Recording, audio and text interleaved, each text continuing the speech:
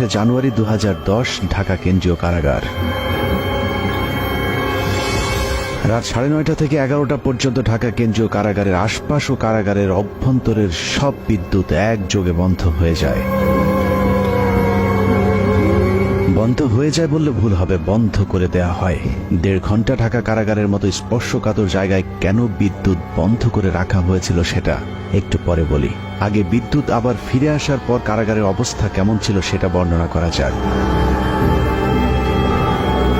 ঢাকা কেন্দ্রীয় কারাগারে ওই দিন কয়েদিদের সবার ভেতরে এমনিতেই কিছুটা অস্থিরতা কাজ করছিল, কারণ তারা জানতো জেলখানায় সেদিন 5 জনের ফাঁসি কার্যকর হতে যাচ্ছে। আর যে 5 জনের ফাঁসি কার্যকর হতে যাচ্ছে তারা সকলেই ছিল অত্যন্ত বিনয়ী, কারাগারের সকলের প্রিয় মানুষ।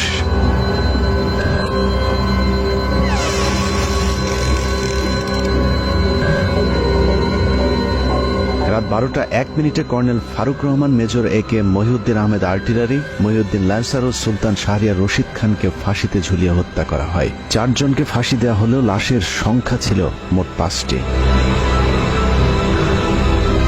ফাঁসি কার্যকরের পরদিন যথারীতি 5টি লাশ পাঠানো হয় যার যার গ্রামের বাড়িতে, কিন্তু একটি লাশের ক্ষেত্রে বিশেষ নিরাপত্তা ব্যবস্থা রাখা হয়েছিল, আর সেটাই হলো চুয়াডাঙ্গার সূর্য সন্তান মেজর বজলুল হুদার। মেজর বজলুল হুদার বাড়ি চুয়াডাঙ্গার হাটবোয়ালিয়া গ্রামে। সেদিন র্যাব পুলিশের উপস্থিতি দেখে মনে হয়েছে আইন শৃঙ্খলা বাহিনী বোধহয় চুয়াডাঙ্গাবাসীর বিরুদ্ধে যুদ্ধের প্রস্তুতি নিচ্ছে।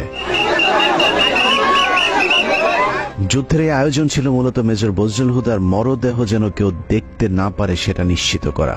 লাশ কেন দেখতে দেয়া যাবে না সেটা জানতে আমরা হাটবোয়ালিয়া গ্রামের মানুষের বক্তব্য শুনতে চেয়েছিলাম। বললো ভাই নাশ আসার সময় আমি আমার পটে যাবো, এর মধ্যে পুলিশি টল, ছোট টল পুলিশি যারা মসজিদে এমন হয় আসা যায় না। তারপরে কিছুক্ষণ পরে শুনলাম ভাই নাশ আসছে ভোরের দিকে। প্রশাসনের লোক ছিল, ওনার লাশটা প্রথমে হাটবলে ফিন্ডে হয়, প্রচুর লোক। এই অবস্থায় বাড়ির ভেতরে ঢুকতে দিয়েছিল না। আমার জানাজাত লাশটা ধোয়ার কথা, কিন্তু পুলিশের বাধার কারণে আমি লাশটা ধোয়াতে পারিনি। লাশ আসার পরে তার প্রশাসনের লোক যারা আসছিল লাশ নিয়ে, তারা যেখানে টাইম দিচ্ছে তাকে দাফন করতে হবে। সে দেশের মানুষের জন্যই মনে করেন সবসময় ছিল, দেশের মানুষের পাশে থাকতো সবসময়। চুয়াডাঙ্গার মানুষের কাছে মেজর বজলুল হুদা ছিলেন এক আদর্শের প্রতীক, যে কারণে আইন শৃঙ্খলা বাহিনীর ব্যাপক উপস্থিতি আর জোর জবরদস্তির পরেও প্রিয় মানুষটিকে শেষবারের মতো একটু দেখতে চাওয়া মানুষের ঢল ছিল চোখে পড়বার মতো। আইন শৃঙ্খলা বাহিনীর নির্দেশনা ছিল 5 মিনিটের মধ্যে মেজর বজলুল হুদাকে দাফন করতে হবে, কিন্তু জনরোষের মুখে আইন শৃঙ্খলা বাহিনী পিছু হাঁটতে বাধ্য হয়। প্রিয় মুখটাকে গোসল না দিয়ে কিছুতেই চুয়াডাঙ্গার মানুষ তার দাফন করাতে চাননি। বাধ্য হয়ে প্রশাসন তাদেরকে আধা ঘন্টা সময় বেঁধে দিয়েছিল দাফন করবার জন্যে। 4টা-5টার দিকে আসলো, লোকজন নাই একেবারে, মানে সম্পূর্ণ একেবারে হলো কোনো মানুষজন ঢুকতে দিচ্ছে না। র্যাবের এক কর্মকর্তা আমাকে জিজ্ঞেস করল কেমন উনি লোক ছিল। তা আমি তখন বললাম যে সে কেমন মানুষ ছিল এটা আপনারা কিছুক্ষণ পরে দেখতে পারবেন। তো বলি যে এত ভালো মানুষ তাহলে এরকম একটা কাজ করলো কেন? তা বলছে যে কাজ করলে এই কারণে, সে তো নিজের জন্য করে না, সে তো দেশের জন্য করছে। যারা 15 আগস্টে ছিল তারা সবই মুক্তি ছিল, কেউ কোনো পাকিস্তানি ফেরত আসবি না, সব মুক্তি ছিল। তারপরে লাশ আসলো, এত পরিমাণ লোক সরকারের নিয়ন্ত্রণে, সে লাশ এই এলাকার জনসাধারণ ছিনিয়ে নিল, এবং এত পরিমাণ লোক হয়েছে যেটা নজিরবিহীন একটা ঘটনা। পুলিশের আন্ডারে থাকবে না, আমরা আমাদের লাশ আমরা হলো আমাদের আন্ডারে হবে, দাফন হবে। পুলিশের আন্ডারে রাখতে চেয়েছিল, পুলিশের আন্ডারে তো না, সেগুলো পুলিশের আন্ডারে তো স্বাভাবিক নিয়ম, সেভাবে আমরা হলো সরকারি কাজ আমরা দাফন করি। তো আমরা বললাম যে না, দাফন ওইভাবে না, আমাদের পারিবারিকভাবে বা এলাকার মানুষের হলো দাফন হবে তার ক্ষেত্রে। অতএব তারা তখন হলো দিতে বাধ্য হয়েছে। হাজার হাজার মানুষ চলে এসেছে মেজর বজলুল হুদাকে এক নজর দেখার জন্য। হাটবোয়ালিয়া বাজারে এত মানুষ এর আগে হয়তো কখনো কেউ দেখেনি। গোসলের অনুমতি দিচ্ছিল না। এই সময় আলমডাঙ্গা থানার যিনি ওসি ছিলেন উনি খুবই খারাপ আচরণ করছিলেন। আমাদের তারা হুমকি দিচ্ছে, হ্যাঁ পুলিশ আইসে আমাদের বলছে না লাশ তাড়াতাড়ি মাঠে। আর প্রশাসন খুব তাড়াতাড়ি করে চাপ দেয়, ধোয়া টোয়া এগুলা বাদ দিয়ে, গোসল টোসল বাদ দিয়ে দাফন করতে হবে এমন পুলিশের নির্দেশ ছিল, এবং সাথে ঢাকার থেকে টিমও আসছিল। ওই সময় প্রশাসনের ভূমিকা কেমন? প্রশাসন প্রথমে মার মুখে অবস্থায় ছিল, যখন সাধারণ মানুষ পাবলিক বলল যে ঠিক আছে আমরা লাশ না দেখে আমরা দাফন করব না, তখন লক্ষ লক্ষ মানে সাধারণ মানুষ চারিদিক থেকে আসার পরে তাদের চাপের কারণে তখন লাশ আমাদের কাছে দিতে বাধ্য হয়েছে। এই সময়ের মধ্যে অসংখ্য মানুষ মেজর বজলুল হুদাকে শেষবারের মতো একটু দেখতে ছুটে যান তার গ্রামের বাড়ি হাটবোয়ালিয়াতে। 3 জেলার জনগণের কারণে প্রশাসনের লোক পিছিয়ে আগে যায়, তারা এখান থেকে সরে যাওয়ার পর এখানে জনগণের ইচ্ছা মতো তাদের দেখানো হয়েছে। মাটি দেওয়ার চাইছিল, তো এখান থেকে গ্লেড করানো হলো, পরে লাশটা মাটি দেওয়া হোক এই হিসাবে একটু দেরি করে লাশ দেখার পরিপ্রেক্ষিতে আমরা দেখছিলাম। এতটুকু পর্যন্ত ঠিকই ছিল, কিন্তু মেজর বজলুল হুদাকে গোসল করাতে গিয়ে চুয়াডাঙ্গার মানুষ সাক্ষী হয়েছিল নৃশংসতম এক ঘটনার। কাফনের কাপড় সরাতেই দেখা যায় মেজর বজলুল হুদাকে আসলে ফাঁসি দেওয়া হয়নি, তাকে জবাই করে হত্যা করা হয়েছে। মুক্তিযুদ্ধে সরকারি জেনারেল ওসমানীর সাবেক সংসদ সদস্য আপনাদের গৃহ সন্তান প্রহসনমূলক বিচারের মধ্য দিয়ে হত্যা করা হয়েছে। আমরা এই হত্যার বিচার চাই। ইনশাল্লাহ বাংলার মাটিতে তাকে হত্যার বিচার একদিন হবে হবে। সে ফেরেস্তা তুললো, সে কোনো অপরাধ ব্যবসাতে করেনি, মানুষের উপকার করেছে। গলারে কাপড় খুলে দেখি যে এখান থেকে এত দূর, মানে 2 ইঞ্চি না, একদম পুরো মানে ছুরি চাওয়ালে যেভাবে হয়, কষাইরা যেভাবে ছুরি চাওয়ালে যেভাবে কাটে ওইভাবে কাটা, ছুটা 3-4 পর্ব করে সেটা দিয়ে সেলাই করা, হাতে পায়ে কোথাও আঘাতের চিহ্ন নাই। এটা জবাই করা, এটা তার ফাঁসি না, কোনো রক গাটা নাই, কিছু নাই। গলায় ছিল একটা টেপটা সরিয়ে দেখলাম হাতটা ঢুকে গেল, পট সুতো দিয়ে কালো সুতো তার সেলাই করা অনেক দূরে দূরে, রক্ত টপ টপ টপে পড়তেই আসে। তালা কাটা ছিল, এটা আমরা দেখেছি। হালকা দাগ থাকে, গলা তো কাটা গলা সেলাই থাকে না। কবরস্থানে যখন মাটি দিছে তখনও কাফনের রক্তে ভিজে গেছে। ফাঁসি দেওয়ার নামে তাকে জবাই করা হয়েছে। লাশটা কি আপনি দেখছিলেন? জি জি, আমি লাশটা দেখেছি, চোখে দেখেছি লাশ। ওনার গলাটা কাটা ছিল এবং সেইখান থেকে অনবরত রক্তক্ষরণ হচ্ছিল। তা লাশটা কেমন দেখছিলেন বলেন? লাশটা দেখছি যে এলো তো লাশ জেল কোড অনুযায়ী সেরকম তো হলো জবাই করা হয় না, কিন্তু পুরাপুরি জবাই করেছে। সে হলো একটা হত্যাকাণ্ড, পুরা রক্ত বাড়াচ্ছে। কেমন ছিল এটা একটু? একেবারে সম্পূর্ণ গলা কাটিয়ে রক্ত বাড়াচ্ছে, তখন পর্যন্ত যখন আসে তখন পর্যন্ত রক্ত বাড়াচ্ছে। গলা কাটার পরে ওখানে সেলাই টেলাই দেওয়া এরকম কিছু দাগ? না সেলাই কাটিয়েছে, কাটার পরে তারপরে হলো সেলাই দিচ্ছে। কফিন খোলার পরে আমরা তখন দেখি যে তার মুখ এবং সবকিছু রক্তে ভেজা। ফাঁসি দেওয়া লাশ তো মানে রক্ত থাকার কথা না। তারপর যখন গোসল করানোর জন্য নেওয়া হয়, দেখি যে গলার এখান থেকে এ পর্যন্ত কাটা এবং মোটা সুতা দিয়ে সেলাই করা। ধোয়ানোর পরও যখন খাটিয়ে করে লাশ নিচ্ছি তখনও রক্ত কিন্তু তাজা রক্ত টপ টপ বসছে। ভিডিওর সময় কি কি দেখেছিলেন একটু বলেন তো? ভিডিও করার সময় দেখছিলাম এই সাইডে একটা বড় আকারে একটা দাগ দেখছিলাম।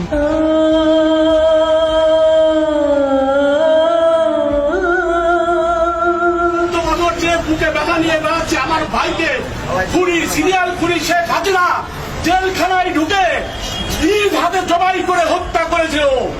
আমরা মনে করি যে এটা ফাঁসি দেওয়া হয়নি, শেখ হাসিনা হিংসাত্মকমূলক ভাবে এবং প্রতিশোধমূলক ভাবে সে জেল গেটে যে নিজে হাতে জবাই করেছে। এই হত্যাকাণ্ডের আমরা তীব্র নিন্দা জানাচ্ছি এবং এর বিচারের জন্য ব্যবস্থা করা হবে। বাংলার বীর সন্তান মেজর বজলুল হুদাকে কে কারা কিভাবে জবাই করেছিল সেটা জানতে হলে আবারও 18 তারিখ রাত 9:30 থেকে 11টা পর্যন্ত 1.5 ঘন্টার সেই সময়টাতে ফিরে যেতে হবে, যে সময়টুকুতে ঢাকা কেন্দ্রীয় কারাগার ও তার আশপাশের বিদ্যুৎ বন্ধ করে রাখা হয়েছিল।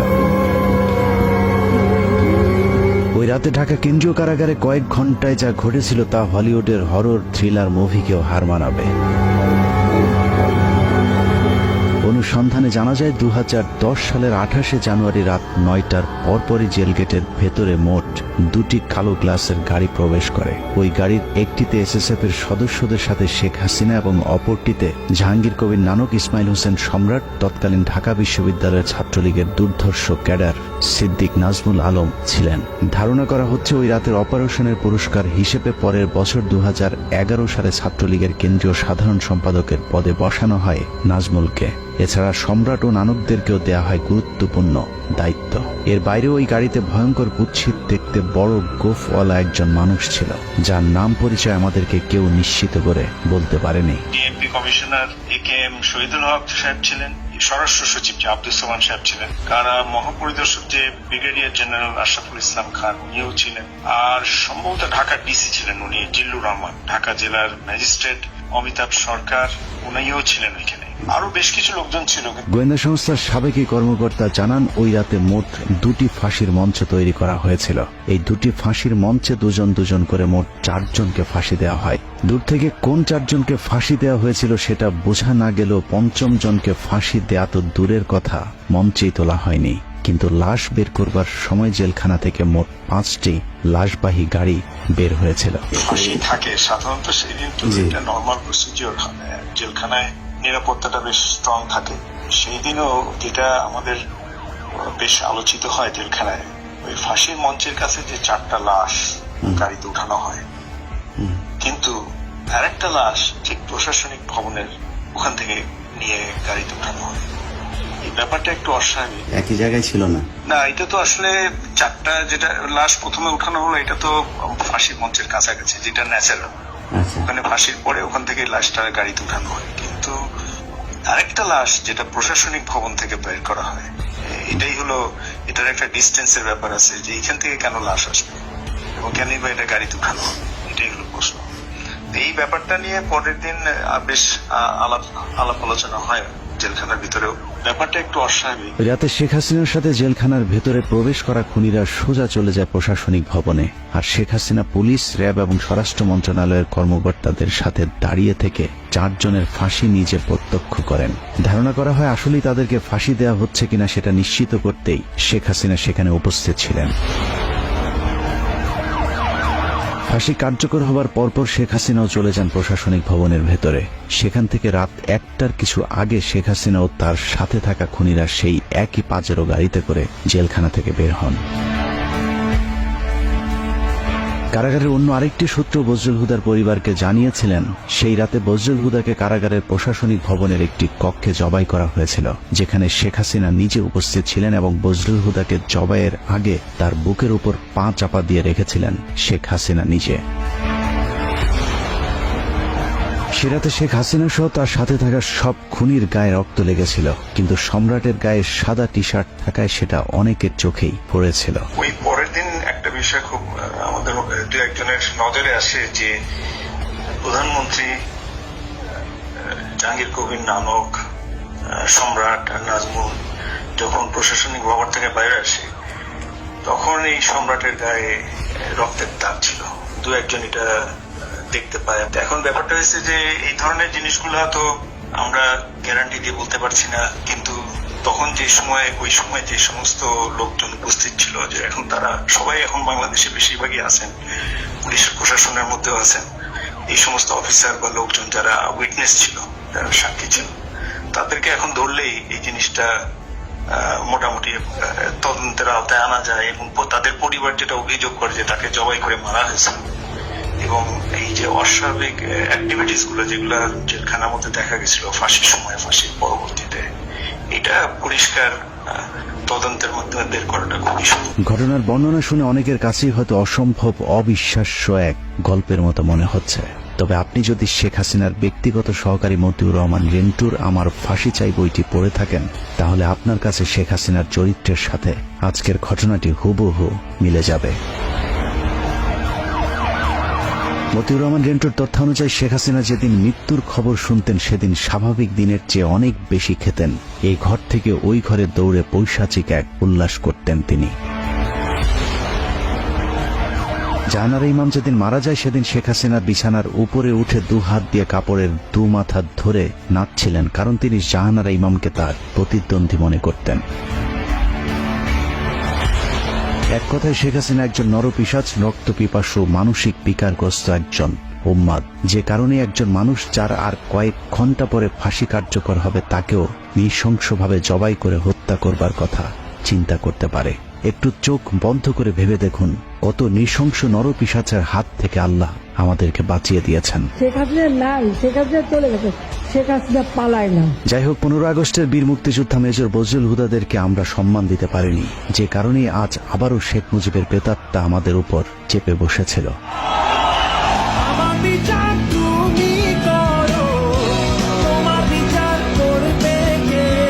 বাংলাদেশের মানুষ 2024 সালে শিক্ষার্থীদের হাত ধরে যেভাবে দুর্বিষহ এক দুঃশাসনের কবল থেকে বেঁচে উঠেছে, ঠিক একইভাবে 1975 সালে major Dalim, colonel Rashid, colonel ফারুকার, মেজর বজলুল হুদারা এক অত্যাচারী মাদকাসক্ত বাকশালীর হাত থেকে 7 কোটি বাঙালিকে স্বাধীনতা এনে দিয়েছিল।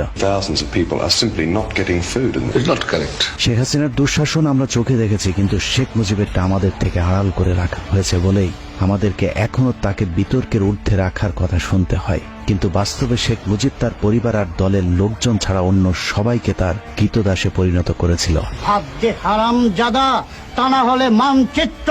শেখ মুজিবের সময় কতটা অরাজক পরিস্থিতি ছিল তা মেজর বজলুল হুদার উইকিপিডিয়ার কয়েকটি লাইন পড়লেই পরিষ্কার হয়ে যাবে। মেজর বজলুল হুদা, মেজর ডালিম আর তার স্ত্রী একটি বিয়ের অনুষ্ঠানে গিয়েছিলেন। সেখানে শেখ কামাল আর তার বখাটে বন্ধুরাও উপস্থিত ছিলেন। এদের মধ্যে সবচেয়ে উচ্ছৃঙ্খল ছিল গাজী গোলাম মোস্তফার ছেলে। গাজী গোলাম মোস্তফা ছিলেন শেখ মুজিবের সবচেয়ে আস্থাভাজন এবং ঢাকা মহানগর আওয়ামী লীগের সভাপতি। অত্যন্ত অসৎ প্রকৃতির এই লোকটিকে শেখ মুজিব রেড ক্রিসেন্টের চেয়ারম্যানের পদেও বসিয়েছিলেন, যিনি গরিব মানুষের চাল, তেল, কম্বল চুরি করে শেখ মুজিবের সাথে ভাগাভাগি করতেন।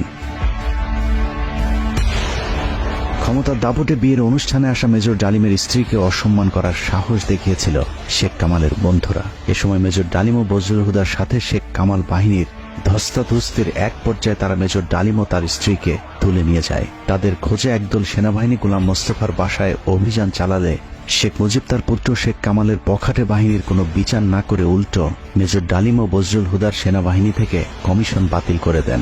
এভাবেই পুরো দেশটাকে বর্তমান শেখ হাসিনার মতোই পারিবারিক সম্পত্তিতে পরিণত করেছিলেন Sheikh Mujibur Rahman. Sheikh Mujibur Rahman not deal with the political movement in a democratic way. He was virtually controlling the public, but he could not face the criticism. Mujib ক্ষমতায় টিকে থাকার জন্য হাজার হাজার রাজনৈতিক কর্মীকে হত্যা করে, আর রক্ষী বাহিনীকে দিয়ে উনি উনার রাষ্ট্র ক্ষমতা টিকিয়ে রাখা, দলের শাসন কায়েম করার চেষ্টা করলেন। এসব কারণে 2024 সালের মতো 1975-এর 15ই আগস্টে বাংলাদেশ সেনাবাহিনীর পাশাপাশি ছাত্র, শিক্ষক, পুলিশ সহ সর্বস্তরের মানুষ আনন্দ উল্লাস করেছিলেন। This is how Dhaka looks today.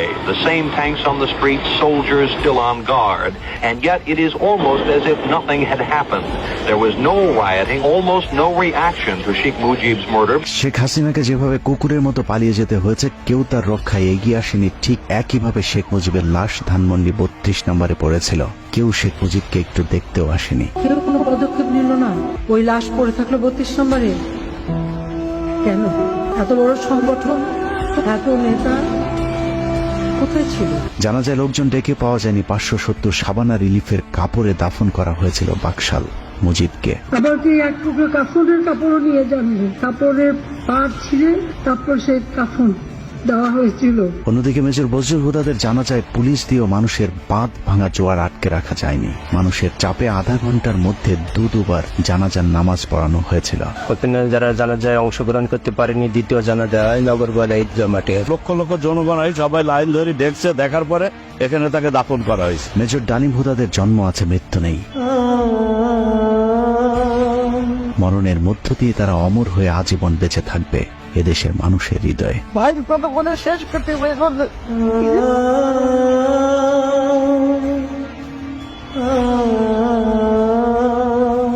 যতবার মুজিব হাসিনাদের মতো নরপশুরা এদেশের মানুষকে শোষণ করতে চাইবে, ততবারই বজলুল হুদারা ফিরে আসবে আবু সাইদ কিংবা মুগ্ধ হয়ে। আমরা তোমাদের ভুলব না। আল্লাহ হাফেজ।